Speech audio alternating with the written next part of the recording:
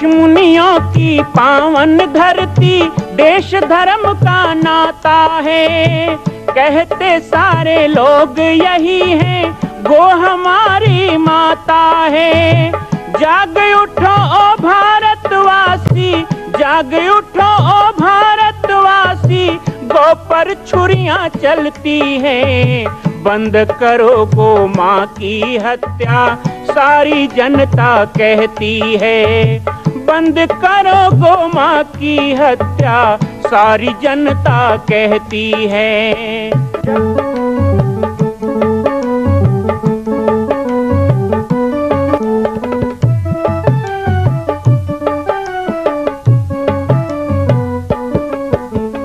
जगह जगह पर बूचड़ खाना, लाखों गौएं कटती हैं। किसे सुनाए व्यथा हमारी, नैना नीर बहाती हैं।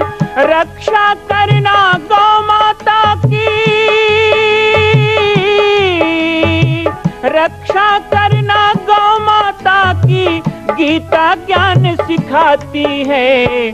बंद करो गो माँ की हत्या, सारी जनता कहती है। बंद करो गो माँ की हत्या, सारी जनता कहती है।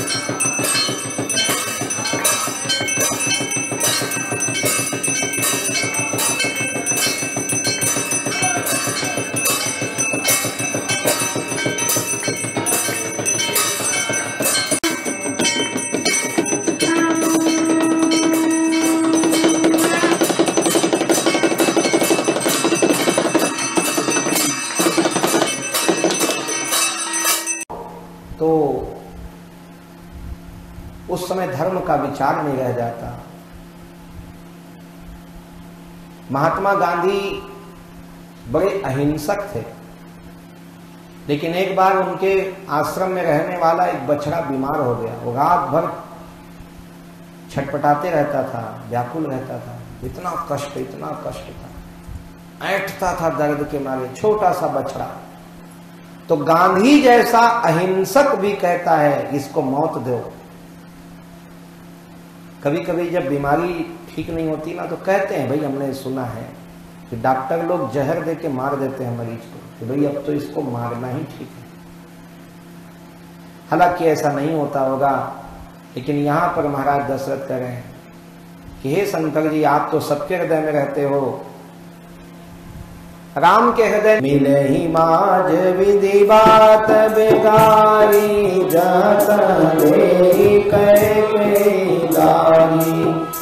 पापिनी बोझिका पयो, छाई भवन पर पावक धरो, निज कर नयन कारी चरीखा, कुटिल कठोर को दारी साधु विष चाहत चीखा, कुटिल कठोर को दिया भागी, भई रघुवंश बेनु बन आगी, पालव बैठी पेड़ काटा, सुख मोक ठाटु धरि ठाटा, सदा राम यही प्राण समाना, कारण कवन कुटिल पन ठाना, सत्य काई कभी नारी स्वभाव, सब विधि अगौ अगाध दुराऊ, निज पित बरु कगहि जाई, जाई न जाई नारी गति भाई, कान पावक जाई सक कान समुद्र समाई, कान करे अबला प्रबल के जल काल न खाई, सियावर रामचंद्र की जय। महाराज दशरथ शोक कर रहे हैं। अब ये बात नगर में पता चल जाती है। नगर में भी लोग कैकेयी को दोष देने लगे, अरे ये तो अपने ही घर में आग लगाने को तुली हुई है, जिस पेड़ पे बैठी है उसी पेड़ को काट रही है। पता नहीं राम तो इससे बहुत प्रिय थे, ऐसा क्या हो गया जो राम को वनवास देने पे तुली हुई है। माता कैकेयी का चरित्र जो है वो बड़ा गहन है, बड़ा गंभीर है। माता कैकेयी के चरित्र को समझना सबके वश की बात नहीं, लेकिन प्रभु काज के लिए, राम काज के लिए भगवान की इच्छा से ही कैकेयी ये सब कर रही हैं। भगवान राम ने बचपन में ही कैकेयी को कह दिया था, माँ आप मुझसे बहुत प्रेम करते हो। बोले हाँ बेटा बहुत प्रेम करते हैं।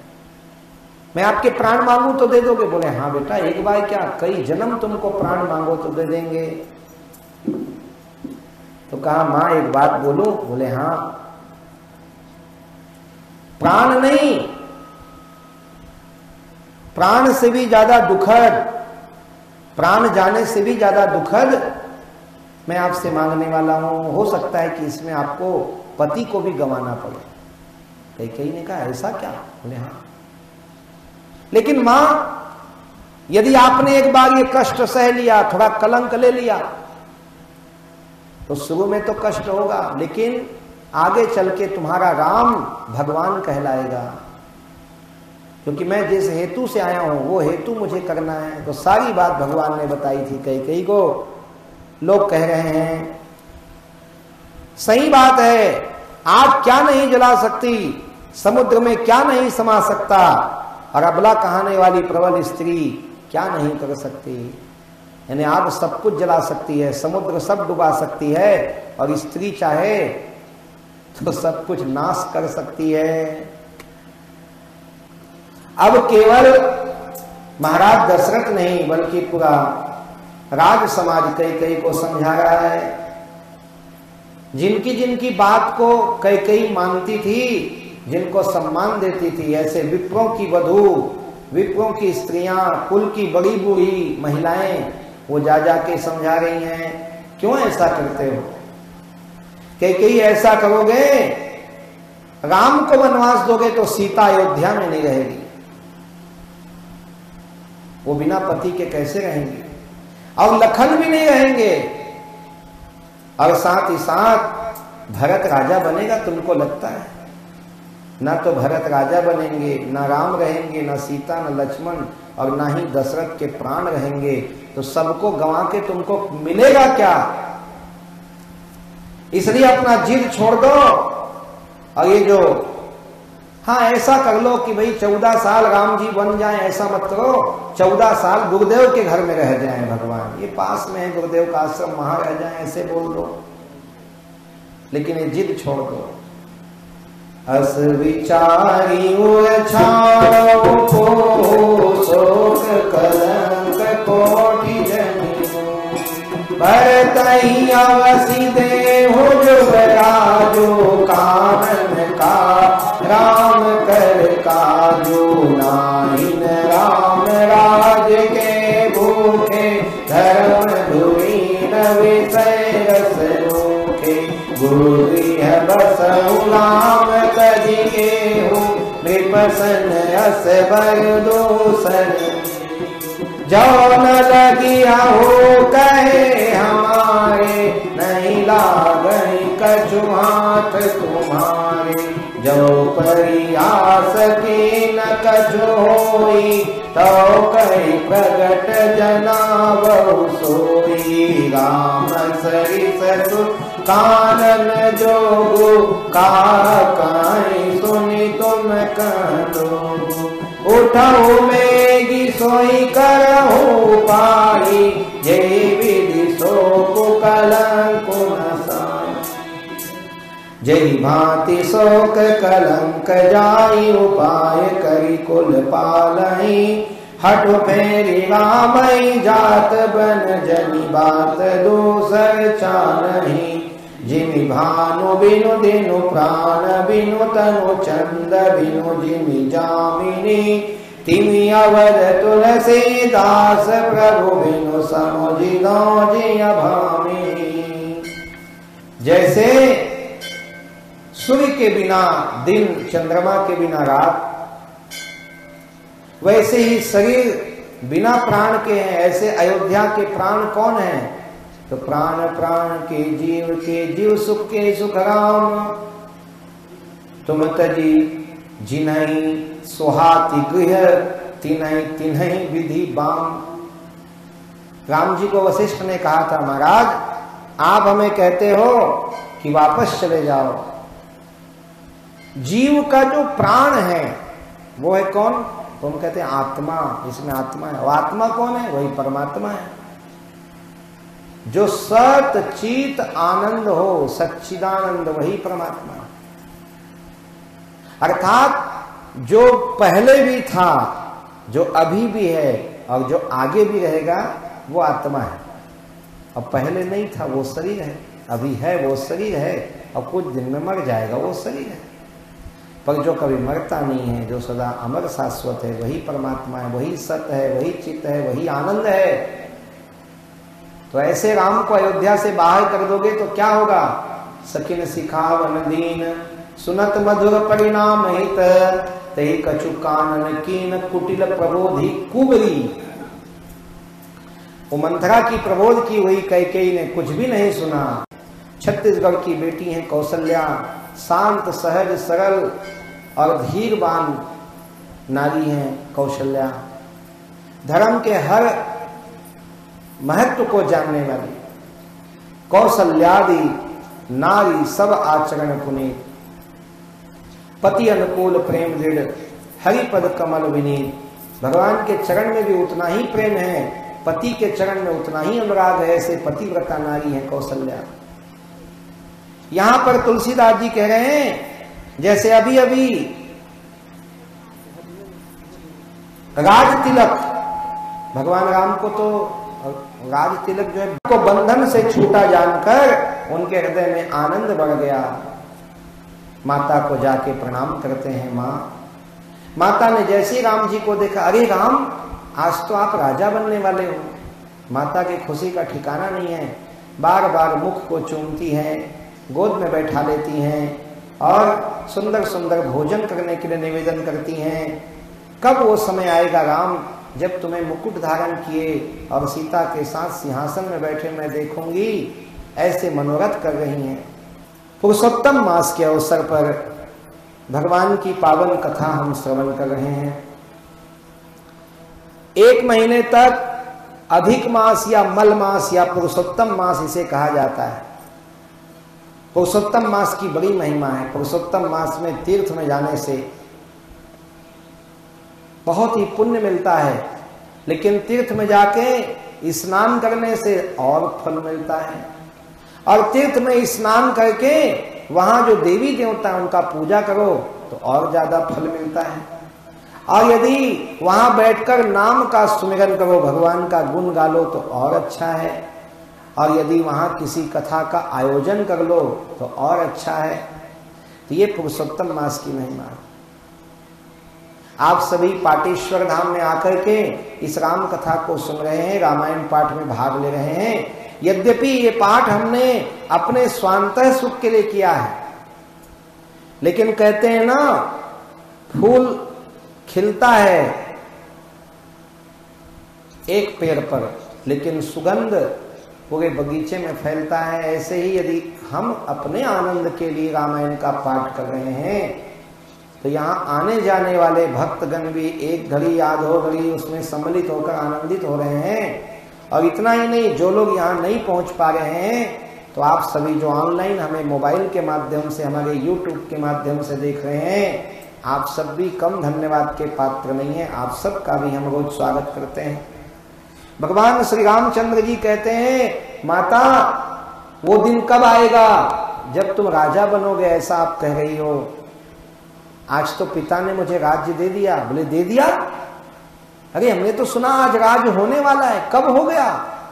तो भगवान बोले, मां देखो एक आदर्श पुत्र कैसा होना चाहिए राम बता रहे। माँ बाप कहीं डांट दे तो दुनिया में जाके बताते फिरे, डांट दिया। माँ ने एक थप्पड़ लगा दिया, पिता ने मार दिया तो जाके बता रहे, अरे यार हमारा तो बाप मारता है, हमारी तो माँ मारती है। ये गलत तरीका है। यदि कुछ कारणवश ऐसा हो भी गया तो हमको उस बात को छुपाना चाहिए। लेकिन यहां राम जी क्या कह रहे हैं, मां आप सही कह रहे हो, आज पिता मुझे राज देने वाले थे लेकिन अभी अभी दे दिए। बोले क्या? पिता दीन मोहे कानन राजू। बस अंतर इतना है, वो एक छोटे से अयोध्या का राज्य देने वाले थे, अब मुझे पूरे जंगल का राज्य दे दिया। जंगल का राजा बनाया है मुझको। पिता दीन मोहे कानन राजू। कौशल्या को ये शब्द ऐसे लगे जैसे बाण लगा हो। पछताने लगी, क्या हो गया, कहां राज्य होने वाला था, कहां वनवास हो गया। तुम तो पिता के बड़े प्रिय हो, तुम्हें किस अपराध के कारण वनवास मिला ये भी तो बताओ। जैसे तुलसीदास जी कह रहे हैं, जैसे सिंह की गर्जना सुनकर हिरन व्याकुल हो गया हो, जैसे मछली जो है फेन को खा जाती है, माजई खाई मीन जनु मापी। शुरू में जब पानी गिरता है ना तो पानी में झाग बनता है, झाग, तो मछली उसको खाने का है समझ के खा जाती है। और उसको खाने के कारण वो पागल हो जाती है, और पागल होने के कारण उल्टा उमगे की थे, मछली उमगे की थे, धरैया होते जानी तुअन कैसे जानी। तो ये ऐसी स्थिति कौशल्या की हो गई, वो पागलों जैसी हो गई, वो भयभीत हो गई। अपने बेटे को देख के कहने लगी, हे तात तुम पिता के प्रिय हो, तुम्हें वनवास क्यों मिला मुझे बताओ। राम जी चुप मुस्कुराने लगे। वो नहीं चाहते थे कि मैं कैकेयी के बारे में कुछ बोलूं। कैसे धन्य है राम, वो भी मेरी माँ है। तो उनके साथ में एक मंत्री का पुत्र था, उसने फिर कौशल्या को बताया ऐसा ऐसा हो गया माँ। कौशल्या कहती हैं कोई बात नहीं, आपको यदि कहा है बन जाओ तो बन जाओ। यहां पे नारी धर्म बताया, यदि पुत्र और पति दोनों में एक को चुनना हो तो स्त्री को पुत्र नहीं पति को चुनना चाहिए, क्योंकि पति हो तो और भी पुत्र हो सकते हैं, लेकिन पुत्र से पति नहीं मिल सकता है। ये पतिव्रत धर्म का बड़ा कठिन, कई माताएं यहीं फंस जाती हैं धर्म संकट में। पुत्र की तरफ बोलें कि पति की तरफ बोलें। कौशल्या कहती हैं यदि तुमको मैं जाने दूं तो प्राण चले जाएंगे, दशरथ के भी प्राण चले जाएंगे, भरत भी प्रसन्न नहीं होंगे, लक्ष्मण भी प्रसन्न नहीं होंगे, और रहो कहूं तब तो और ज्यादा विद्रोह हो जाएगा, भाइयों में विरोध हो जाएगा, कलह हो जाएगा। भरत और राम मेरे लिए एक समान है। राम, तुम दोनों अलग अलग नहीं हो। बहुत धीरज धैर्य किया, तुमने बहुत अच्छा किया। पिता की आज्ञा पालना धर्म है, लेकिन पिता की आज्ञा मानना यदि धर्म है तो मां की आज्ञा मानना उससे बड़ा धर्म है। इसलिए यदि मैं कहूं अभी तो तुम्हें रुकना पड़ेगा, लेकिन यदि कैकेयी ने भी जाओ कहा होगा तब तो फिर तुम्हें जाना ही पड़ेगा। मां कौशल्या की पावन जन्मभूमि छत्तीसगढ़ प्रांत में बालोद जिला में स्थित है श्री सर्वसिद्ध शक्तिपीठ जामड़ी पाटेश्वर धाम। परम पूज्य सद्गुरुदेव राजयोगी बाबा जी की तपस्थली श्री पाटेश्वर धाम और विश्व के अद्वितीय मां कौशल्या जन्मभूमि मंदिर निर्माण का दर्शन करने और इसी प्रकार समसामयिक विषयों पर अपना ज्ञान वर्धन करने के लिए और 10,000 गायों के लिए बनने वाले श्री हनुमान नंदीशाला गो अभ्यारण्य का समाचार प्राप्त करने के लिए आप सभी देखते रहें YouTube चैनल पर राम बालक दास, और हमारे चैनल को आप सभी सब्सक्राइब करें, घंटी का बटन दबाएं ताकि आप सूचनाओं से जुड़े रह सकें। जय श्री राम, जय गौ माता, जय गोपाल।